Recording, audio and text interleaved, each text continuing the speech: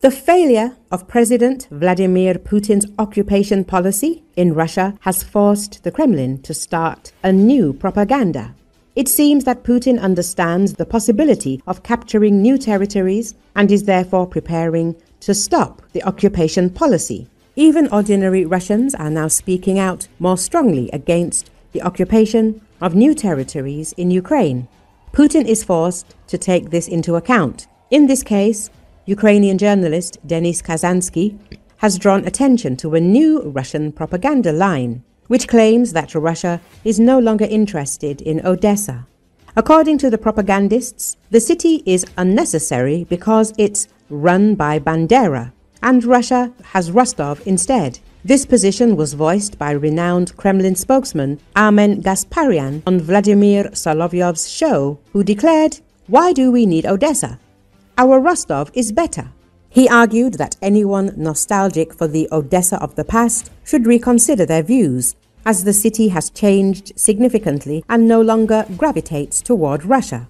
These words provoked an ironic reaction from Kazansky, who emphasized that this was a rare case when he was ready to fully agree with the propagandists. The journalist sarcastically noted that if Russia finally stops viewing Odessa as an object of its imperial fantasies, it will only benefit not only Ukraine but also Russia itself.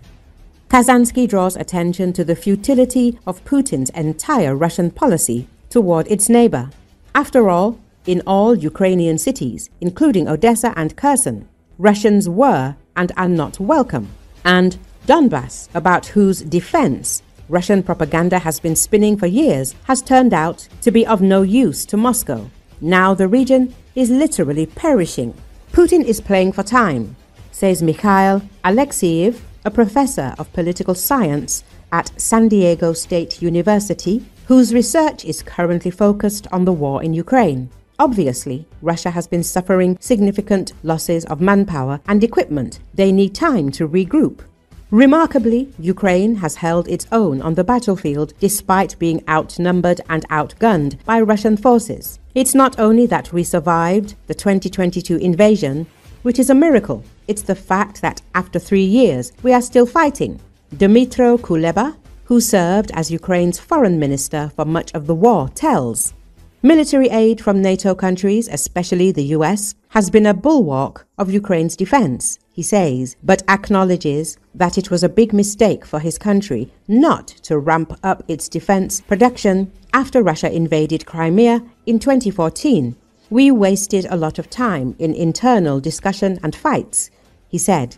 The figure for Russian casualties is unverified, but most experts in the West agree that the Kremlin's losses are massive.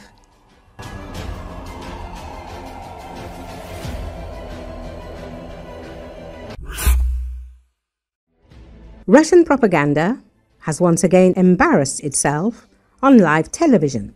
On Channel 1, considered the Kremlin's main mouthpiece, a presenter accidentally referred to Kherson as a Ukrainian city while reporting on Hollywood actress Angelina Jolie's visit. This episode was noted by Ukrainian journalist Denis Kazansky, who pointed out that even Russian federal channels are already beginning to write out occupied cities from the Russian Federation. The journalist emphasized that such slips of the tongue are criminal offenses in Russia, but in this case, he said, no punishment would follow. This propagandist won't face any consequences. She won't even be fired. Only unfortunate teenagers get jailed, but people like this one can get away with anything, he added. According to Kazansky, the incident is revealing. Even the hosts of federal television channels, who have been serving Kremlin propaganda for years, instinctively acknowledge the reality. Kherson is a Ukrainian city. Despite Moscow's best efforts, even the propagandists subconsciously understand that the annexation attempt has failed. Since the liberation of Kherson in 2022, Ukrainian forces have maintained control of the city despite constant shelling by Russian forces. The capital of the Kherson region has become impregnable to Russian forces, primarily due to a significant natural obstacle, the Dnieper River.